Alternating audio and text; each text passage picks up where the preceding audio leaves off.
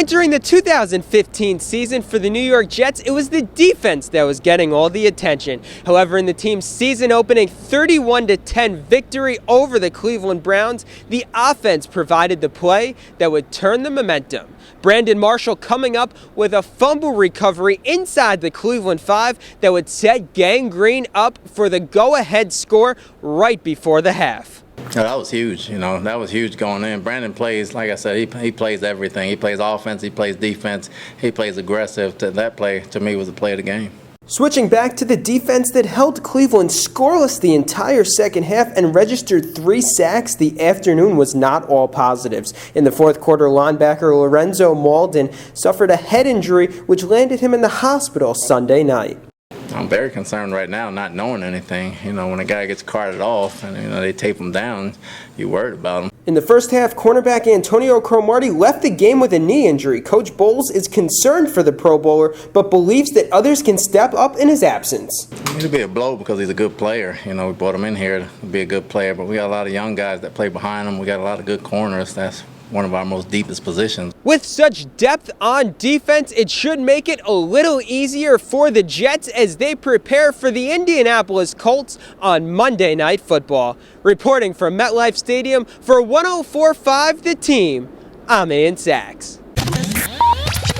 Through the first 2 weeks of the season, the New York Jets had a 10-2 turnover advantage. Week 3 was a different story. In a 24-17 loss to the Philadelphia Eagles, the Jets gave the ball up 4 times and managed just 1 takeaway. You can't turn the ball over 4 times. They beat us at our own game. Despite the fact that Gang Green was without Eric Decker and rested Chris Ivory, quarterback Ryan Fitzpatrick points to the shortcomings of the players who did play for the loss. We look back at this game and it has nothing to do, I don't think, with the guys that didn't play. It was the guys that were out there and us on offense making too many mistakes. Even though Geno Smith was available to play, Coach Bowles is confident with sticking with Fitzpatrick at quarterback. Ryan's our starter.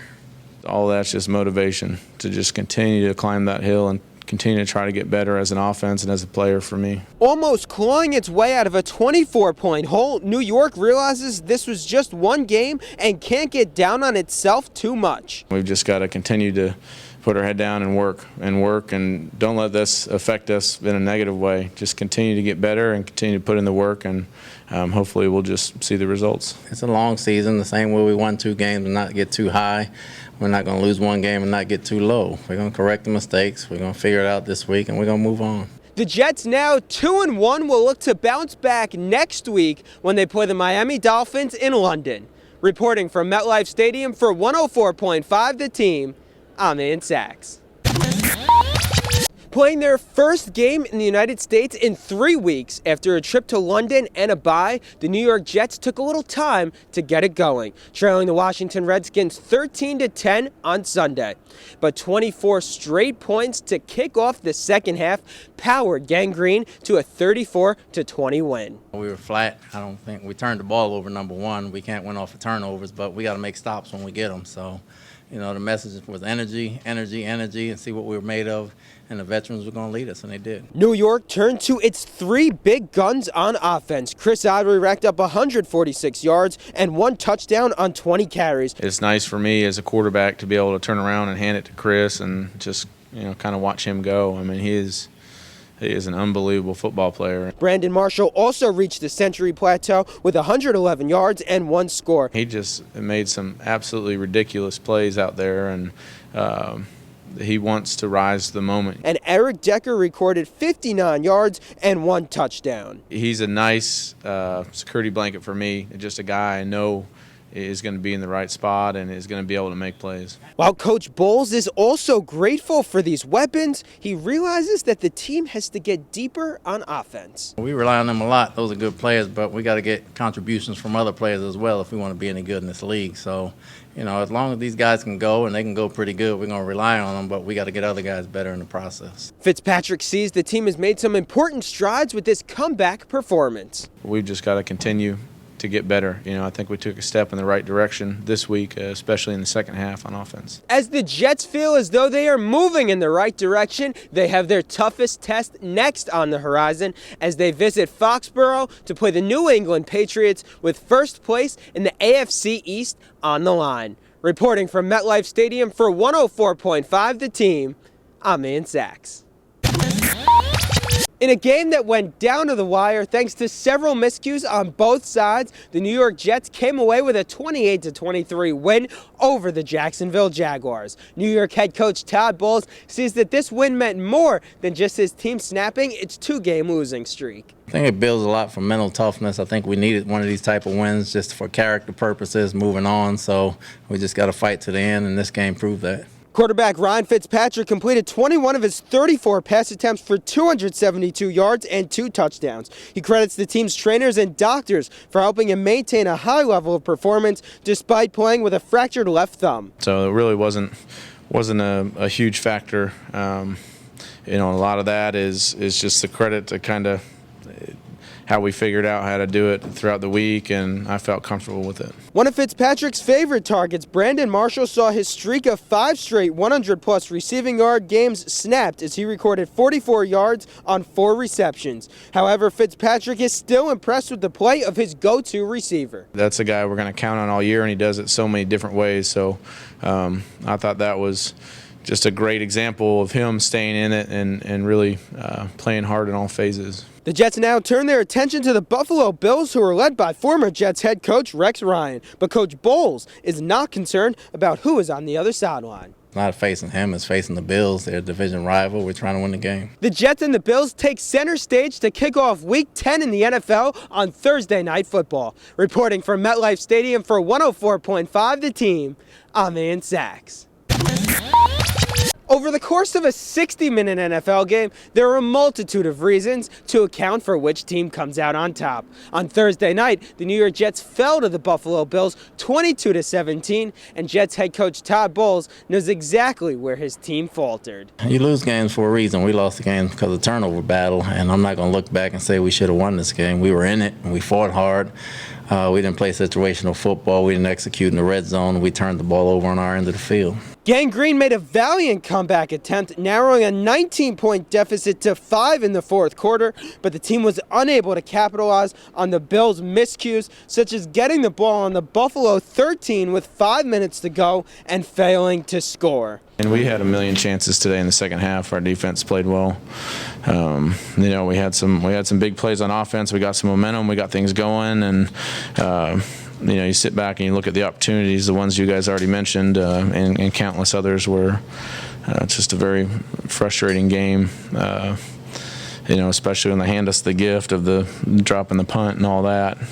We've got to be able to punch that one in. Fitzpatrick, who completed 15 of his 34 pass attempts for 193 yards and 2 touchdowns, felt that a fair amount of the blame could be put on himself. I wasn't seeing things clearly. The clock was coming down fast. They were showing some different stuff. I'm sending motions, and I was rushing myself mentally before the plays, and I think that was our biggest issue in the first half. New York has now lost 3 of its last 4, but Coach Bowles is not concerned about the state of the team moving forward. I don't have a level of concern with the teams that I know we fight hard. I know we're going to fight hard every game. We got to execute better. We got to play better situational football.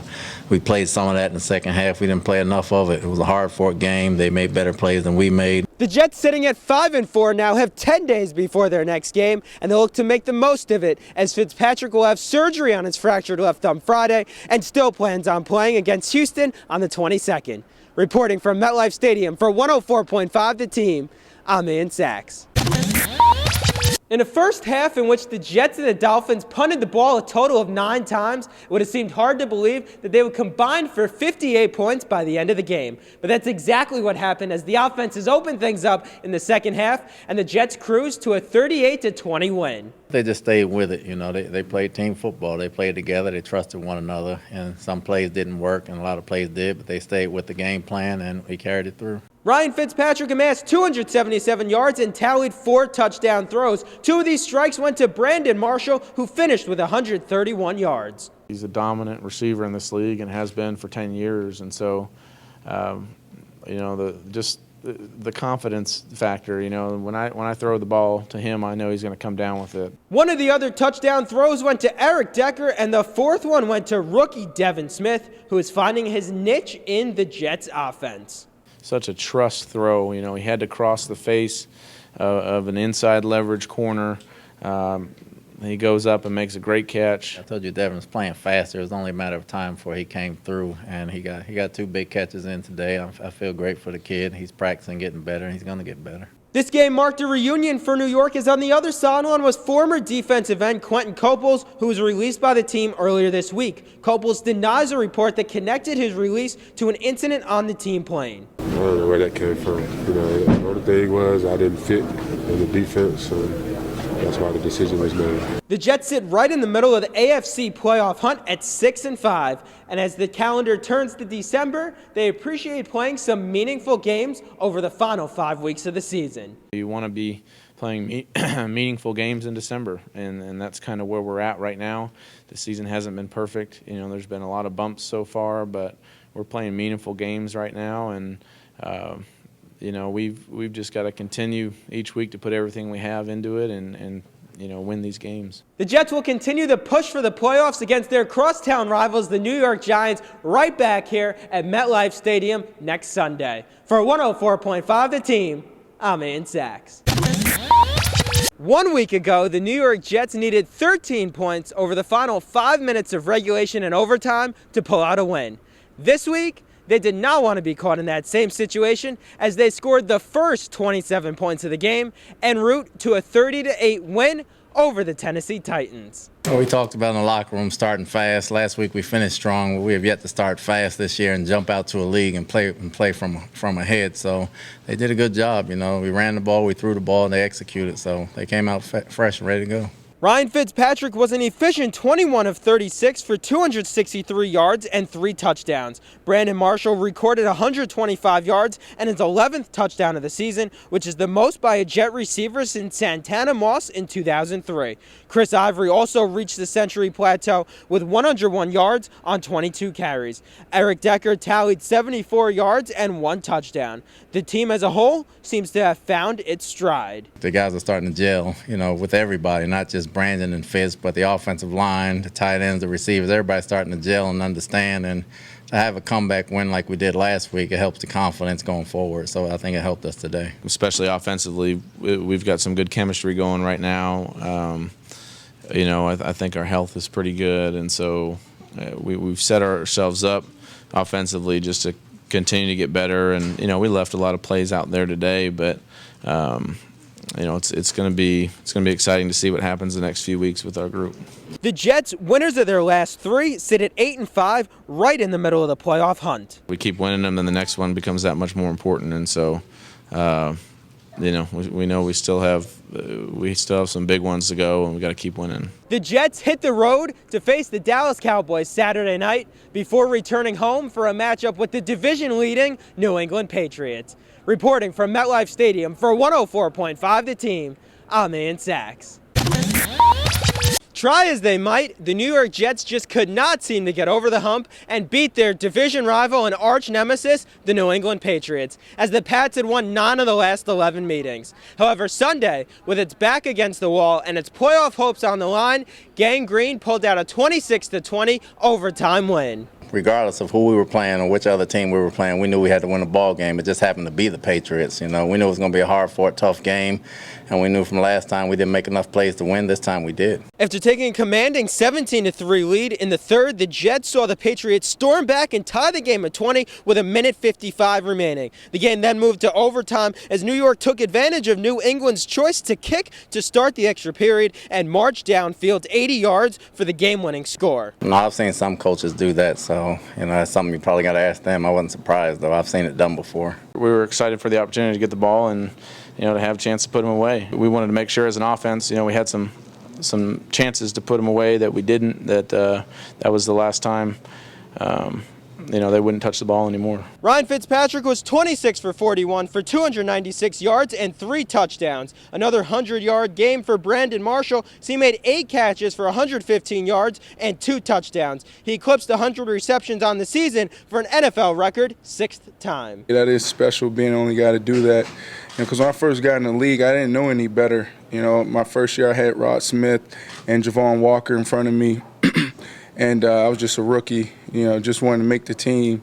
In my second year, I had 100 catches, and that was the standard. Eric Decker caught Fitzpatrick's third touchdown strike, which sealed the deal in overtime. This play was set up by a 48-yard connection with Quincy Enunwa, who had missed a catch that would have all but ended the game in regulation. I'm just so proud of him because what we ask him to do is tough. A lot of guys, don't want to do that type of stuff, the dirty work, and it's okay with only catching maybe 1 or 2 balls, maybe.